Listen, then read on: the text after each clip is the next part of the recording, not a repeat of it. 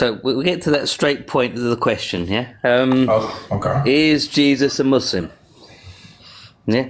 So my point would be the only way you know Jesus is through the Quran. Really? Yep. All right. How did Jesus pray?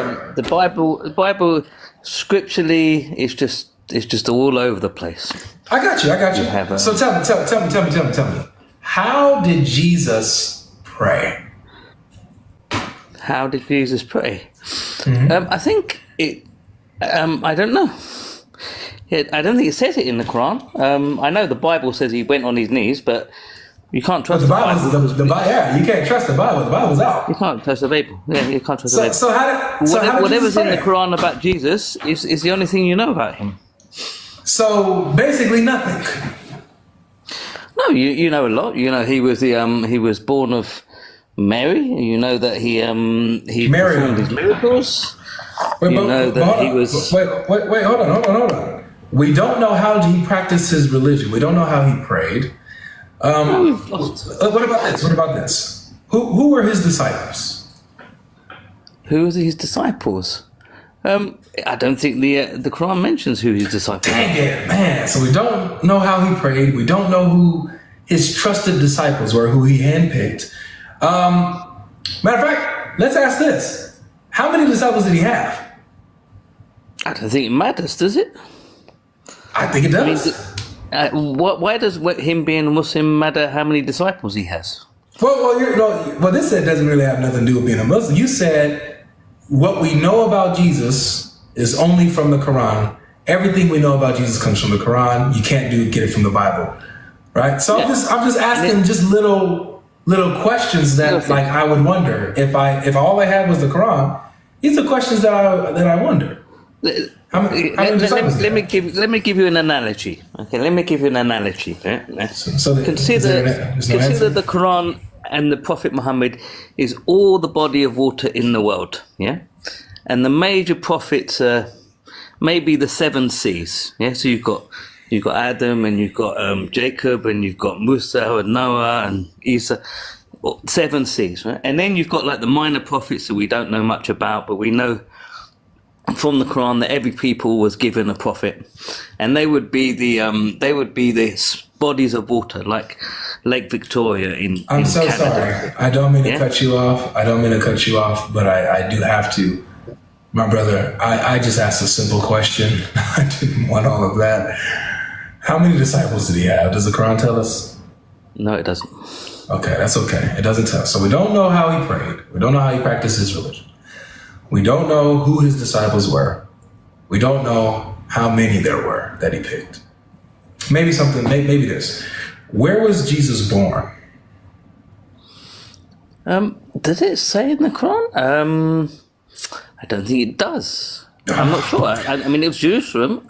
I don't know. It doesn't even say that either. So it doesn't tell us where he's born, who his disciples were, how many there were, or how he prayed.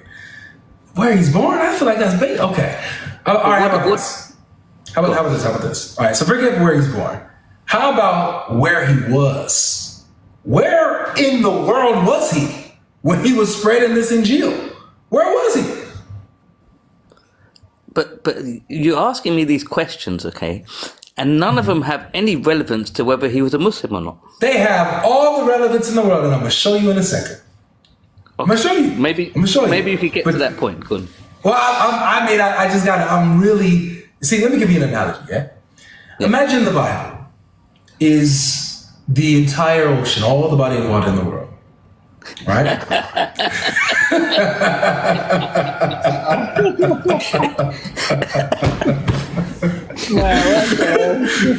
we have fun. I'm joking with you. We have fun. Okay, so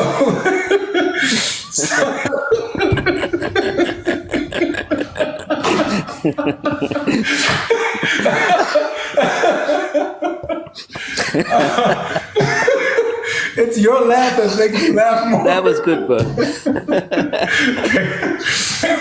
Thanks. Oh my gosh. Lord help me. I didn't know what language Jesus spoke either. Yeah, that's what I was going to ask. That's the next question. What language did Jesus speak? Does it say? I don't think it even mentions it in the Bible, in the Quran. I don't think it mentions it in the Quran.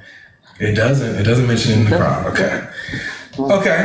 All right. Here's something important. Here's actually something important. Okay. When Jesus was preaching the Injil, the gospel, yeah, it was written down at some point. The Quran says. Who was it written by? Does it say it was written down? Yeah, chapter 7, verse 157. It says, those who follow the unlettered prophet, whom they find written, maktubin, in the Torah and the gospel, the Injil, with them. I'm not so sure about that. Can you bring up the tafsir? You want the tafsir or the verse? I suppose we look at the verse and then we look at the tafsir. All right, fair enough. So the verse, as I just quoted to you, the verse is chapter 7. It's 157, and it says exactly what I just said. Let me just get my Quran in front of me. 1 second. Okay, take your time. So we're saying that according to the Quran, it was written down. It was in written form at some point. Yeah. Okay. Mm-hmm. Yes, sir. So 157. Okay. Who followed the messenger, the unlettered prophet? They find described in the Torah that is with them and in the gospel. It commands them to do right, forbids them to do wrong. You don't have to read the whole thing. But you see where it says who they find described? The word actually is not described. The word is written. The word is maktubin in the Arabic, which means written. So I don't know. I mean, how did they understand that word in there? I mean, maybe... Okay. The word is maktubin. Literally means written. Fine. It doesn't matter. I know where you're going. But go ahead. Right. So it was written down. The gospel that Jesus preached was written down. Who wrote it? Yeah. It doesn't say. So it would have been someone around him at the time. Someone around him at the time, but we don't know. Okay. We don't know. So we don't know. We don't know whether it was written in Aramaic. We don't know whether it was written in Greek. Right, we don't even know what language it was written in. So, but interestingly enough, the word Injil itself is a Greek word, not an Arabic word. It's really interesting. So, this is where we're at. Go ahead. We don't know the language of Jesus from the Quran. We don't know how Jesus prayed from the Quran. We don't know who his disciples were.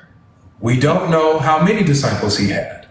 We don't know who wrote his revelation that he brought, the Injil. Is that all that we mentioned? I feel like there was a sixth one that we're missing. Oh, and we don't know where he was, where he was preaching. We don't know his geographical location. So these are some basic historical facts that if you have the Quran, you have no idea, you have no answers about Jesus. You don't know anything. We do. We know that he's a prophet and he obeyed God. No, you don't. You don't know that. That's a claim, but you have no historical evidence backing it. No, it's a claim. But that's the claim. So since we only know Jesus through the Quran, and the Quran says he was a prophet of God, and he followed the teachings of God, then we know he's a Muslim. You know, it's interesting you say that because I'm seeing what the Quran says that comes supposedly 600 years after the fact. That's not a historical source on the life of Jesus. Something that comes 600 years later is not a historical source on him. It's not a historical source. It's a revelation. I know. Well, that's the claim. Again, that's the claim that it's a revelation, which I'm not presuming that. I'm looking at the Quran as a book that has claims, and I'm trying to verify these things. But I can't because it has no answers to these things. It has no historical basis. None. But you know the scientific or the scriptural consensus is that that there was probably a Jesus. This is like among biblical scholars that there was probably a Jesus because it was among what? It was among what scholars? There was most probably a Jesus. No, but there's no scientific evidence or historical evidence apart from people talking about Jesus of Nazareth. Do you know what historical evidence? That's the consensus. Do you know what constitute historical evidence. And by the way, they don't say that there probably was a Jesus. They say certainly there was a Jesus in Nazareth. No, but do you know what constitutes what historical evidence is? But I don't want to go down this route because I'd have to give you sources of various scholars of the Bible and stuff like that, and it would get a bit messy. So I can give you scholars. I can give you scholars that are not of the Bible. I can give you just scholars in general who are not believers, and they're atheists and agnostic who say that yes, Jesus is a certain man of history and who was definitely crucified under Pontius Pilate in the first century. And I would give you scholars who would turn around and say he's probably, there was a Jesus, but they're not sure. Just like they say Moses couldn't, according to the biblical accounts, Moses what credible scholars doubts the existence of Jesus? So there's a biblical scholar in Bristol University. I can't remember her name. Let me give you her name. Do you want me to give you her name? Yeah, name and a quote. Her credentials and a quote. Yeah, she's credentials are very high. Bristol University biblical professor. Honestly, this will take too long. She's a Greek. She's a Greek woman. Look, man. All I'm saying is this, okay? Yeah.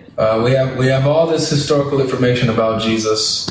Obviously, you have to throw that away because it goes against your Quran and it will prove your Quran false. So you have to say, oh no, that stuff is unreliable. That's what you have to say as a Muslim. That's literally the only reason why you reject the historical sources on the life of Jesus. That's the only reason. Okay.